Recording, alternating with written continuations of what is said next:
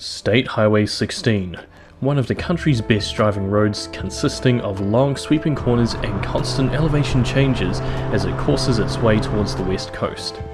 Ever since buying the Soarer, it had been a dream of mine to drive it along these roads.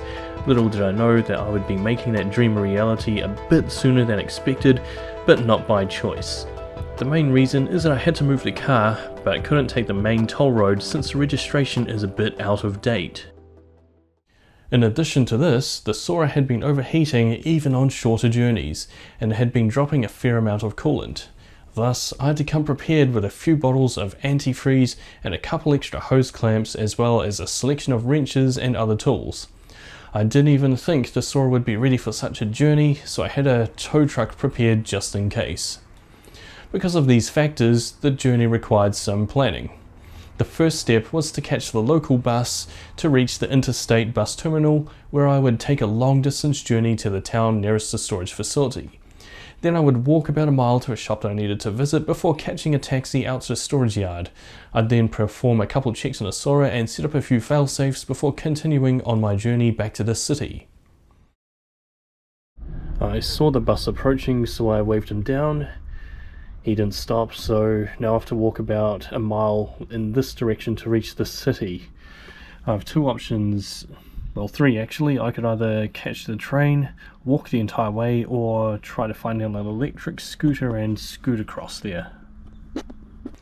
It all seems quite simple, however the second misfortune was that this particular day was raining. Usually this wouldn't be an issue, but the entire reason why I was transporting the Soarer is because of some rust that's getting repaired. So I didn't want to get any water on it, and this also made the journey just a little bit less scenic and more dangerous. Once I'd arrived up north, the heavy rain had passed, however I was left with a very light snow-like rain that just gets everywhere and gets blown by the wind easily. And the reason why I had to visit a shop is because it's my lucky lottery shop. Unfortunately, my card wasn't working, so I had to pay in cash using my emergency $20 bill. As it turns out, all the taxi companies would be fully booked for the next couple of hours, bar one, which only had a half-hour wait. So half an hour in this humid light rain, and I was on my way to the Soarer. Now don't get me wrong, this taxi driver had good intentions, but she really insisted that I get the contact details of a panel beater that she highly rates, and little did I know that when I pulled out my phone, my credit card had fallen into the taxi.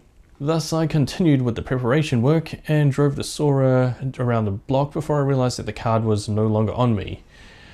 I then used the app to pause the card and get a new one in replacement, while I phoned the taxi company and arranged to collect it from the driver. All well and good, and so I had the card unpaused and was on my way south again to the big city. State Highway 12, another excellent back road which in my opinion is more enjoyable to drive than State Highway 16. Because of this, it is often only driven by motorcyclists and local farmers, which also means it's very remote and there is nowhere to stop until you reach either end. As I was nearing the end of this road, I realized that the fuel gauge was dropping a lot faster than I predicted, and it had gone from about half a tank down to just 1 bar showing on the fuel meter. I then decided to drive more economically to reach a petrol station and fuel up. But remember when I said I dropped that card earlier? Well, it turns out that the bank had actually cancelled it, not paused it. And so I had to spend an hour on the phone waiting to get through to someone at the bank before they told me that there was nothing they could do because the card was cancelled. So now I was stuck in a small town with no cash, no card, no fuel, and a car that was notoriously unreliable.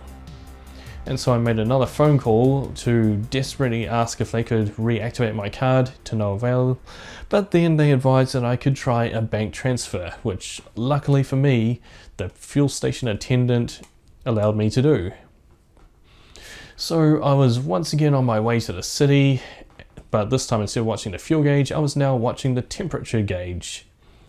Half an hour later and I'd reached State Highway 16. This is where the story gets a little bit better. The skies had cleared and I was now able to enjoy the scenic twisty roads of State Highway 16 as I'd always dreamed of.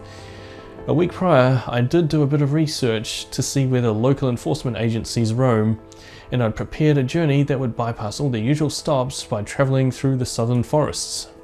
This seemed to be a good tactic as I only came across one enforcement vehicle, but they were already busy having stopped another car along the road.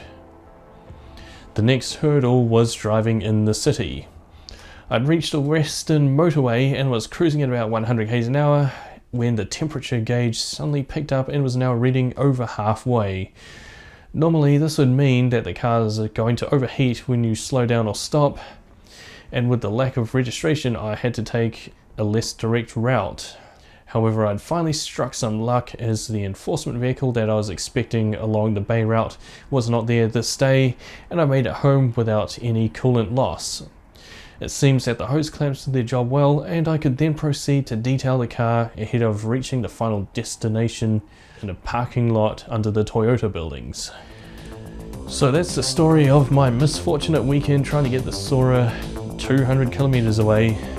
And thankfully it got there with very little issues. However, there was one very stressful point where the bank was of no help and the car was out of petrol and I had no way to pay for any fuel. So thanks for watching, and if you enjoyed it then please do subscribe.